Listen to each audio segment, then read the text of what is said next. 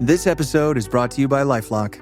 Not everyone is careful with your personal information, which might explain why there's a victim of identity theft every 5 seconds in the US. Fortunately, there's LifeLock. LifeLock monitors hundreds of millions of data points a second for threats to your identity. If your identity is stolen, a US-based restoration specialist will fix it, guaranteed, or your money back. Save up to 40% your first year by visiting lifelock.com/podcast. Terms apply. Thanks for listening to the Red Treehouse, where I tell scary stories to keep you up at night. You can listen to the Red Treehouse on your favorite streaming platforms. Be sure to follow, like, and subscribe. Oh, and leave a 5-star review. And now, you can find the Red Treehouse on Patreon. Join the Red Treehouse community for as little as $3 per month and receive exclusive member benefits. Simply go to patreon.com/Red Treehouse. Important note: sources for this episode can be found in the show notes. The Red Treehouse is dedicated to my dad. I love you, Pop. Let's start with a confession. I believe aliens exist. In an infinitely expanding universe, with an estimated 2 trillion galaxies and nearly 22 sextillion planets, that's 21 with 21 zeros, it seems more impossible to think we're the only sentient life out there. Arthur C. Clarke, author of 2001: A Space Odyssey, once famously said, quote, "Two possibilities exist. Either we are alone in the universe, or we are not. Both are equally terrifying." End quote. But that's only half of my confession. The other half is that while I believe aliens exist, I find stories of alien abductions to be lacking in excitement and intrigue. I think it's because each of the stories I've read seem to be cut from the same mold. Recently, though, I came across an alien abduction story I'd never heard of. And it caught my attention for 2 reasons. First, where most abductions occur in a remote area, usually along an isolated road or in the woods, this one occurred in the heart of New York City. And second, the abduction itself was allegedly corroborated by 23 eyewitnesses. And while you'd think this would be definitive proof of both extraterrestrial life and abductions, controversy continues to swirl over 35 years after the incident. In this episode of the Red Treehouse, we're going to explore the strange and eerie case of the Brooklyn Bridge alien abduction. What happened to Linda Napolitano on November 30th, 1989? Was she abducted by extraterrestrials? Or is this nothing more than an elaborate hoax? I'll share the story. You decide for yourself. I'm your host, Will. Welcome to the Red Treehouse.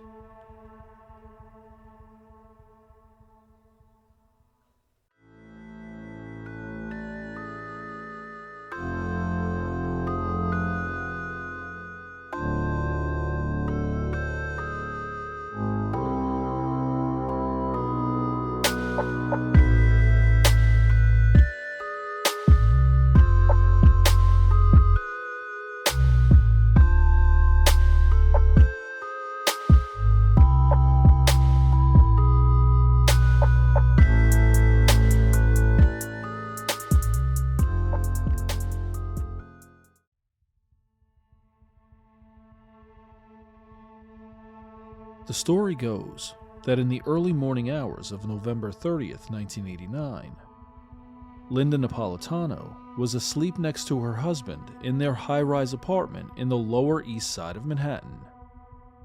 Sometime around 3 a.m., which is commonly referred to as the witching hour, Linda was jolted awake.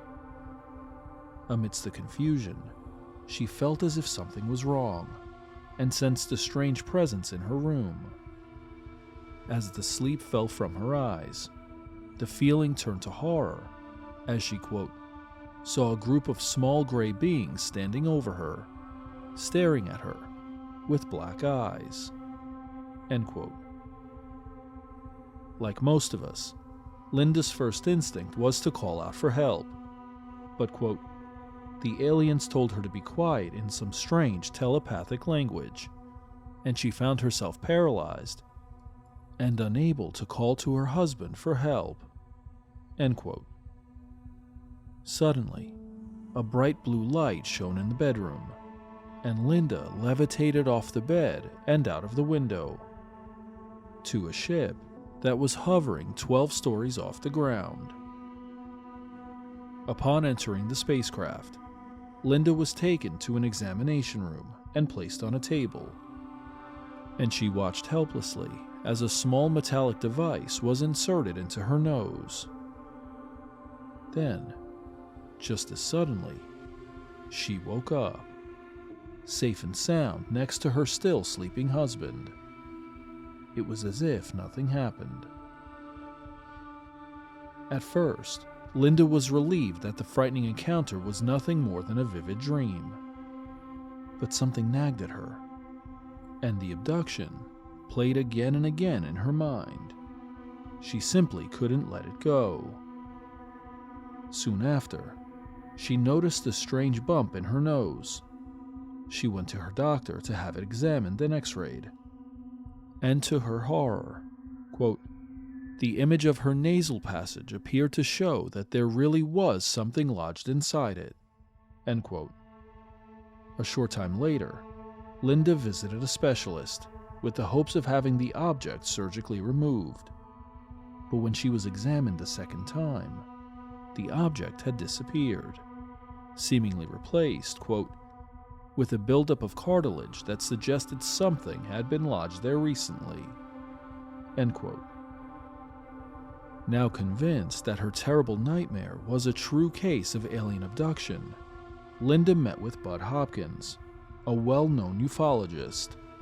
He'd spent decades investigating and researching claims of alien abduction. Something interesting. A few months before the November 1989 incident, Linda sent a letter to Bud Hopkins, quote, detailing a previous extraterrestrial encounter that she claimed to have endured during a weekend in the Catskills 13 years prior, end quote. And shortly after sending the letter, she began attending a support group for alien abductees led by Bud Hopkins. Something else that's interesting.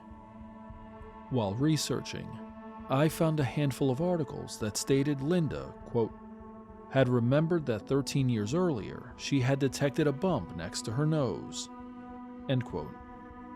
This alters the timeline, as Linda's discovery of the strange object in her nasal cavity would have occurred not in November 1989, but after her first alleged extraterrestrial encounter in 1976. Despite Linda's compelling story, Hopkins' investigation didn't start until he received a letter from two individuals claiming, quote, to have seen a woman floating through the air over the Brooklyn Bridge on the night in question, end quote. The eyewitnesses, who called themselves Richard and Dan, were security guards for Javier Pérez de Cuellar, the then UN Secretary General. According to the letter, Richard and Dan were parked along the FDR Drive when they witnessed Linda's abduction. For context, the FDR Drive is a nearly 10-mile-long parkway that runs along the East River in Manhattan and cuts beneath the Brooklyn and Manhattan bridges. Another prominent witness was a woman named Janet Kimball, who was driving home after attending a party. As she crossed the Brooklyn Bridge, her vehicle temporarily turned off, and she claimed to observe a woman floating high above the bridge. According to Kimball, Many other vehicles experienced similar difficulties, turning off momentarily while driving along the Brooklyn Bridge. In total, 23 eyewitnesses claimed to have seen Linda Napolitano floating above the Brooklyn Bridge on the morning of November 30th, 1989. It would make sense, then, that her abduction story is airtight proof of both the existence of extraterrestrials and the terrifying reality that they are interested in our species. Let's think about it another way. If during a criminal trial, the prosecution presented 23 eyewitnesses to prove their case against the defendant, well, it would be an open and shut case, with the accused likely looking at a conviction and a lengthy prison sentence. Except Linda Napolitano's abduction claims leave us with far more questions than answers. And for some, those still unanswered questions leave them believing the whole thing was an elaborate hoax. There's an interesting and important detail about the two most famous eyewitnesses to Linda's abduction. Richard and Dan, the two security guards who claim to have been on duty protecting the UN Secretary General, may not have been real. For one, they only corresponded with Bud Hopkins via letter, never in person or on the phone. And the UN Secretary General, who allegedly witnessed the abduction himself, has staunchly refuted any claims that he witnessed anything related to an alien abduction, stating, quote, "I cannot but strongly deny the claim that I have had an abduction experience at any time." End quote. In fact, he has refuted these claims multiple times, stating, quote, "On several occasions, when questioned about the matter, I reiterated that these allegations were completely false, and I hope that this statement will definitely put an end to these unfounded rumors." End quote. There's a part of this story that gets dark, perhaps even darker than an alien abduction. According to Linda Napolitano, one of the bodyguards, Dan, became obsessed with her after the abduction incident. After reaching out to Bud Hopkins to inquire about Linda's well-being, and upon discovering she was alive and in good health, he reached out to Linda directly. The two men visited with Linda at her apartment. End quote. The three spoke as if they'd known each other for 10 years. End quote. Sometime after the visit, Linda feared she was being stalked by Dan, and she reported him staking out her apartment on a near daily basis. And she claimed, in April 1991, Richard and Dan abducted her and interrogated her for several hours about the alien abduction. Then, in October 1991, Dan kidnapped Linda again and brought her to Long Island, where he had her wear a white nightgown like the one she was wearing on the night of the abduction. He then attempted to have sex with Linda, calling her, quote, "Lady of the Sand," end quote. Somehow, she was able to escape, and though she never saw him again, Linda claimed he wrote her letters where he, quote, "confessed to being in love with her and to fantasizing about kidnapping her," end quote. The story gets deeper and darker. At some point in the timeline, and truly it is a bit difficult to keep track of, Dan told Bud Hopkins that he, Richard, and the UN Secretary General had all been abducted at the same time as Linda Napolitano. Dan calling her the Lady of the Sand was a reference to a telepathic communication from the aliens on the night of the abduction. Allegedly, Linda held up a dead fish during the abduction incident, and Dan awoke in the car holding a dead fish, which Richard told him to throw from the car window. For her part, Linda did not remember these details, at least consciously. But under hypnosis, she recounted the abduction incident with the three men. It is alleged that Richard, Dan, and Cuellar recalled the abduction without hypnosis, and that Richard reported a lifetime of abductions. But that's not all.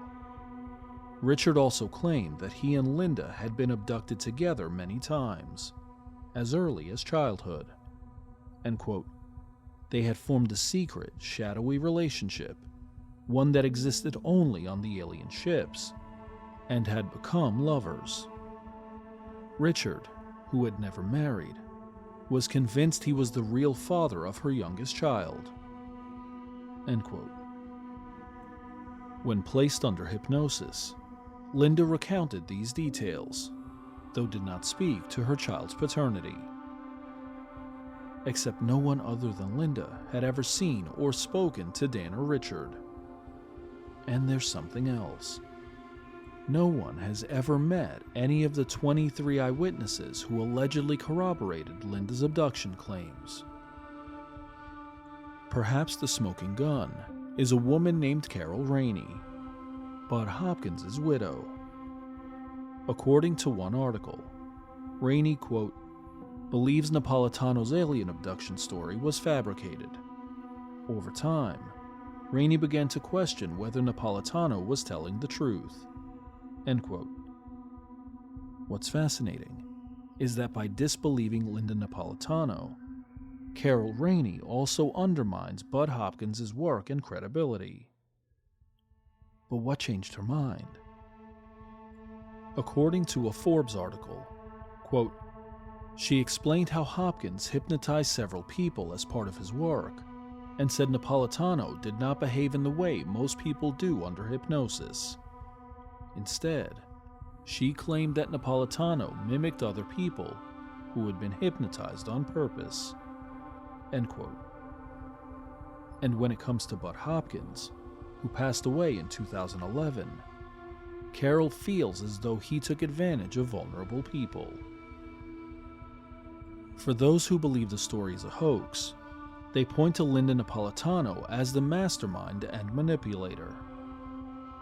The story lacks independent verification, such as in-person or phone interviews with eyewitnesses, and the burden of proof lies entirely on Linda's abduction claims and Bud Hopkins' belief in it. A scathing paper entitled A Critique of Bud Hopkins' Case of the UFO Abduction of Linda Napolitano, written by Joseph Stiefela, Richard Butler, and George Hansen, states, quote, to date, Hopkins has provided no full, detailed written report, but he did publish a couple 5-page articles in the September and December 1992 issues of the MUFON UFO Journal, and made a presentation at the 1992 MUFON Symposium. We have made use of that information, as well as records from other presentations, and we have interviewed the abductee. A number of serious questions arose from our examination. The case has many exotic aspects, and we have identified a science fiction novel that may serve as the basis for elements of the story. End quote. Speaking of Linda's credibility, they assert, quote, who was the doctor who took the x-rays? We are only told that this person is closely connected with Linda. Why isn't a formal report available? Given the alarming nature of the outcome, why wasn't there an immediate examination? Linda has said that the doctor was nervous and didn't want to talk about the x-ray. It is not clear whether Hopkins has ever met with this alleged doctor. Instead, Hopkins showed the x-ray to a friend of his. Some have speculated that Linda may have simply put some small object in her nose and had a friendly x-ray technician assist. We have seen no evidence to exclude this possibility. Linda claims that she was kidnapped twice, nearly drowned, and further harassed. Yet she refuses to contact the police, even after Hopkins' urging. During the February 1st, 1992 meeting with Stiefel and Butler, Linda asked if she had legal grounds to shoot Dan if he attempted another abduction of her by force. Stiefel advised against it and recommended that she go to the police and make an official complaint. She declined. If she was afraid, why didn't her husband contact authorities? The most plausible reason is that if a report was filed and her story proved false, she could be subject to criminal charges. Linda's failure here raises enormous questions of credibility." End quote. Despite this, Linda maintains her story, stating, quote, "If I was hallucinating, then the witnesses saw my hallucination. That sounds crazier than the whole abduction phenomenon. I'll tell you, I wish I was psychotic. At least there's a treatment for that." End quote.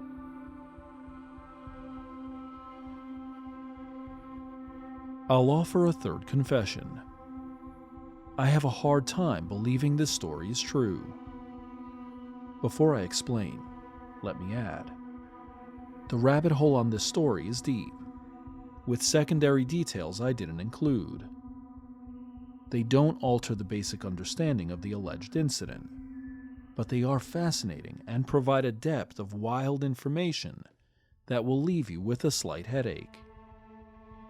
While I normally don't show my hand at the start of an episode, I found this story to be bizarre, though admittedly creepy.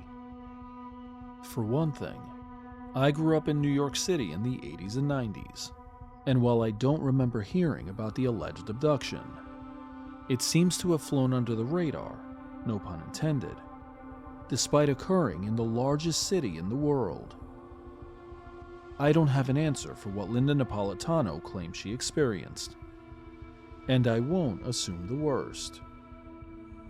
But there are too many unanswered questions, and the answers we do have rely on one person's testimony. Here are a few questions that I have. Who was the doctor who x-rayed Linda Napolitano? Who were Richard and Dan? Why did the UN Secretary General refute their claims? Why didn't Linda call the police after being kidnapped twice? And why did the eyewitnesses primarily communicate via letters with only Bud Hopkins or Linda Napolitano? And those are just a few. Is it possible she was abducted by aliens? Of course. But the questions need answers. As we close this episode of the Red Treehouse, we're left with these lingering questions. What happened to Linda Napolitano on November 30th, 1989? Was she abducted by extraterrestrials? Or is this nothing more than an elaborate hoax? I've shared the story. Now you decide for yourself. I'm your host, Will. Thanks for joining me in the Red Treehouse.